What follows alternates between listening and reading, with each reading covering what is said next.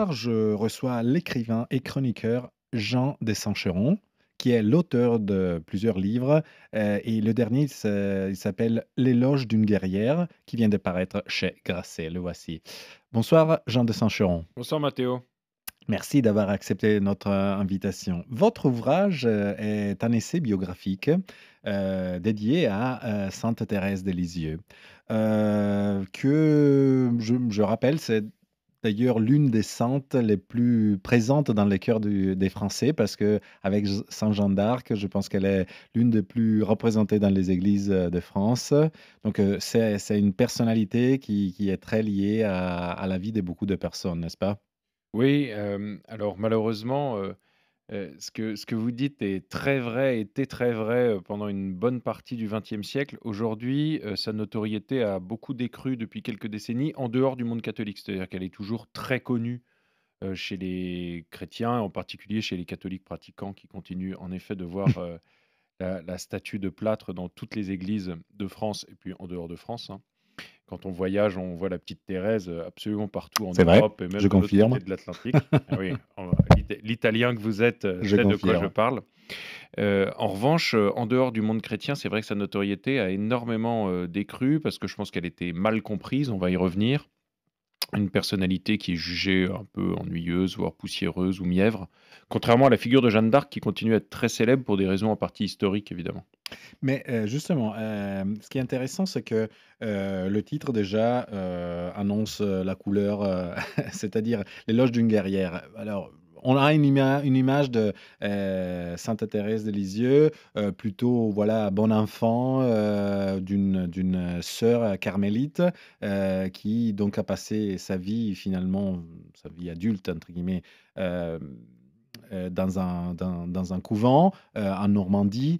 Qu'est-ce qu'elle pouvait faire cette jeune Normande pour devenir une guerrière? On pourrait dire rien. Alors déjà, comme j'essaye de le montrer dans mon livre, dès l'introduction, je crois pas que le terme que j'ai voulu employer de guerrière soit usurpé, inventé ou, voilà, iconoclaste.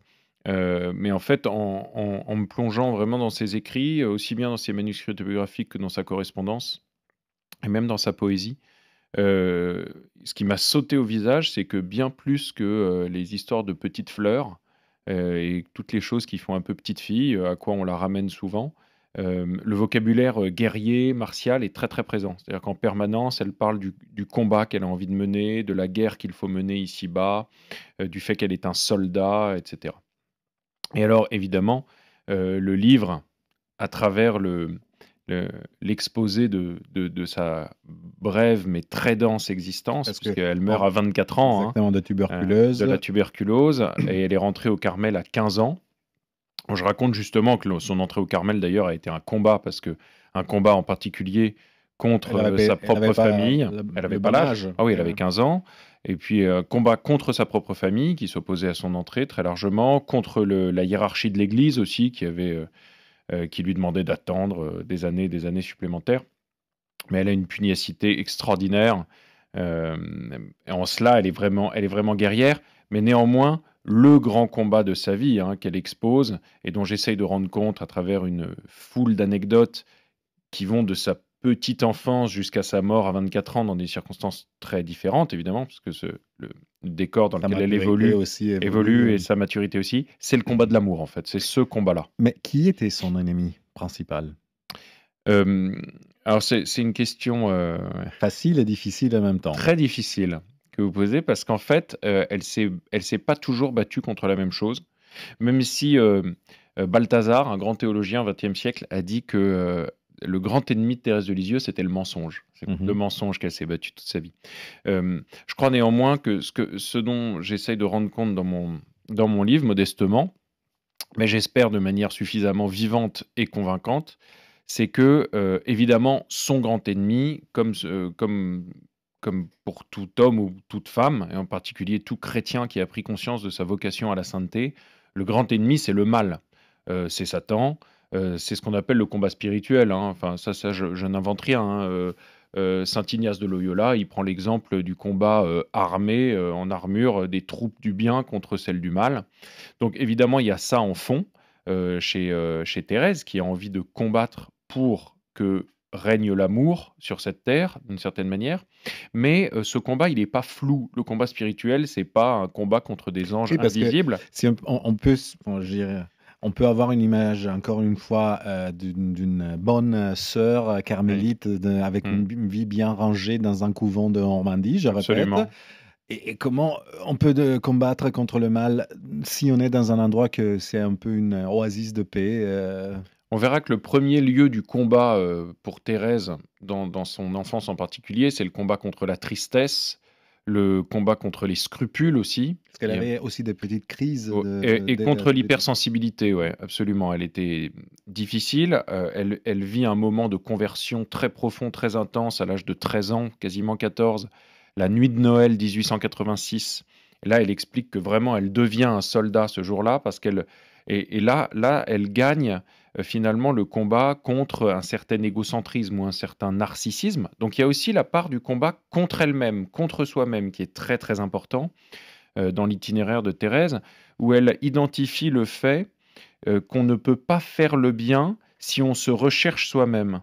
C'est-à-dire, si la visée même de sa démarche pour être heureux, c'est paradoxal, hein. Si pour être heureux, on cherche à se servir soi-même, on n'arrivera jamais à ses fins. Pourquoi? Parce que Thérèse identifie que nous sommes faits, et donc qu'elle est faite pour aimer.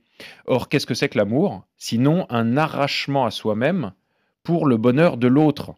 Et en fait, c'est en travaillant au bonheur des autres, en faisant en sorte que ceux qui nous entourent, alors son père, sa sœur à la maison, et puis une fois qu'elle sera au Carmel, les religieuses qui vivent avec elle au Carmel, soient heureuses, c'est ça qui, dans la logique de Dieu, nous rend heureux, parce qu'on accomplit ce pourquoi on est fait. C'est là-dedans qu'on va trouver la paix et la joie qui combleront notre cœur. Parce que c'est aussi une grande insatisfaite, Thérèse, et le cœur de son combat, ce sera pour une bonne part euh, de vouloir assouvir son désir. Elle a un immense désir de bonheur, de jouissance, et or, elle voit qu'ici-bas, on est toujours déçu.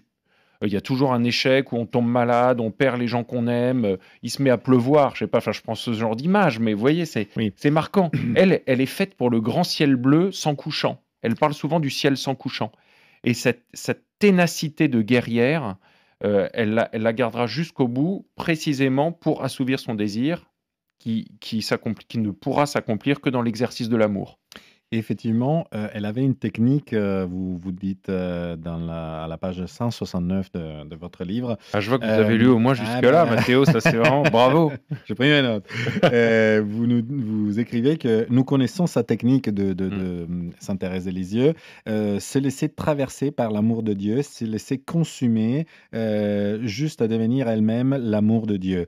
Parce que finalement, C'est ça. Sainte Thérèse de Lisieux voulait, comment dire, essayer de faire comprendre à ses proches, à son entourage, l'amour de Dieu. Oui. Et Et donc, elle dit qu'elle veut devenir l'amour elle-même. Oui. C'est quand même extraordinaire comme ambition. On pourrait dire, mais est-ce qu'elle est tombée sur la tête? Parce que Mm. qui est l'amour? C'est Dieu lui-même. C'est pas un peu. Parce que Saint Jean nous donne cette définition, Dieu est amour, Dieu est amour. Et en fait, on pourrait dire c'est orgueilleux. Oui, Finalement, il y a toujours cette question sur le est-ce fond. qu'elle se prend pour Dieu, Mhm. Thérèse? Non, je pense qu'au contraire, elle a pris conscience très profondément. C'est un génie théologique, Thérèse de Lisieux, hein. C'est ça qui est génial, c'est que à la fois c'est cette guerrière de l'amour que j'essaie de décrire de manière très concrète dans les petites choses du quotidien. Il y a une multitude d'anecdotes que je peux pas résumer là parce qu'on n'a pas beaucoup de temps, Non, Théo, malheureusement, non. mais voilà. Et des anecdotes souvent très drôles, très vivantes, parce que c'est ainsi qu'est sa vie. Elle est pleine d'humour aussi. C'est une fille vraiment merveilleuse. Mais en même temps, elle a réellement compris que nous n'étions faits pour rien d'autre que pour aimer, et que ce que Dieu nous demande précisément, c'est de devenir saint. Or, devenir saint, c'est quoi? C'est accomplir sa vocation à être vraiment à l'image et à la ressemblance de Dieu. Et aimer. Voilà. Donc pas- ça c'est n'est pas- qu'aimer. Ça c'est peut pas- pas être autre chose, en fait. C'est pas trop radical dans un monde où finalement dire que oui, tout le monde veut l'amour. Mais peut-être, est-ce qu'on sait de quoi on parle? Exactement. Alors, je pense aussi que Thérèse, non seulement c'est une grande théologienne, mais c'est aussi, pour une part, une assez bonne philosophe, en tout cas une très bonne psychologue. Et elle nous met sur la voie d'une définition juste et réaliste de l'amour. Justement, elle se perd pas en des idées désincarnées. C'est pas du tout une mystique hors sol d'une petite fille enfermée dans sa chambre Non, parce que qui serait en relation avec un dieu invisible. Elle sait que l'amour est à vivre de manière radicale, comme vous disiez, mais dans les petites choses. C'est-à-dire que Alors justement, je lis encore un passage, cette fois-ci, vous citez, Thérèse de Lisieux et donc qui elle parle des reproches indus, qui lui sont faits, ouais. par une sœur, Ouais. parce qu'elles étaient pas toutes, très sympas avec elle, Absolument. dans le Carmel. Et donc elle s'est dit: «Bon, on doit» j'ai compris que je devais prendre la fuite, devant cette «attaque» entre guillemets de la sœur. Ah oui, elle dit qu'il y a un courage dans la fuite. Ouais, ouais, absolument, ouais. Aussitôt pensé, aussitôt fait, je partis sans tambour ni trompette, laissant la sœur continuer son discours qui ressemblait aux imprécations de Camille contre Rome. Mon cœur battait si fort qu'il me fut impossible d'aller loin et je m'assis dans l'escalier pour jouir en paix des fruits de ma victoire. Donc, même dans les petites choses, comme vous étiez en train de dire, elle dit, bon, moi, je ne veux pas rentrer dans une spirale de haine. Voilà, absolument. Elle trouve toujours une technique dans les situations concrètes pour prendre le dessus sur ses passions mauvaises. On est tous traversés par des élans d'égoïsme, d'orgueil, de vanité, de jalousie. Thérèse, elle est très précise, hein, elle identifie ça très très bien et elle est très réaliste aussi. Elle est capable de voir aussi chez les autres ce qui n'est pas juste. Elle n'est pas du tout non plus dans un optimisme béat qui lui ferait croire que tout le monde est gentil. Pas du tout. Elle voit très très bien les défauts, ses défauts propres et puis les défauts des autres. Ce qui fait que la théorie de Thérèse, si on la met en œuvre, elle ne nous met pas en danger, par exemple, contre le fait de se boucher les oreilles ou de fermer les yeux sur les débordements dans l'Église, par exemple, pervers de certains, par exemple. Il y a eu des responsables hiérarchiques qui ont abusé des personnes faibles, abus sexuels, abus spirituels aussi. Spirituels, absolument. Comment on peut recevoir justement le message de Thérèse de Lisieux dans ces perspectives? Je pense justement que il faut se rattacher à ce que j'essaie de dire, c'est que ce réalisme énorme, Thérèse, elle appelle un chat un chat. Elle est capable de dire quand une décision est mauvaise, lui semble injuste. Elle a résisté à la hiérarchie de l'Église quand la décision de la hiérarchie lui semblait mauvaise. Hein. Quand elle s'est battue contre le vicaire général, l'évêque, le supérieur civil, qu'elle est allée rencontrer le pape pour faire entendre ce qu'elle avait au fond d'elle. On voit bien que c'est une petite fille qui nous apprend à ne pas avoir peur, justement, des silences mortifères ou de l'enfermement injuste dans une hiérarchie qui nous tiendrait pieds et poings liés. Ne pas renoncer à la justice. Surtout pas. Malheureusement, le temps à notre disposition est terminé. Je vous remercie, Jean de Saint-Chéron. Vous êtes l'auteur de L'éloge d'une guerrière qui vient de paraître chez Grasset. Merci, Mathéo. Qui est un livre dédié à la vie, une biographie de Thérèse de Lisieux. Et d'ailleurs, je rappelle que cette année, on fête aussi le jubilé de Sainte Thérèse, parce qu'on célèbre cette année le 150e anniversaire de la naissance et le 100e anniversaire de la canonisation à Lisieux. Donc, il y a vraiment beaucoup de possibilités pour découvrir cette sainte, redécouvrir cette figure.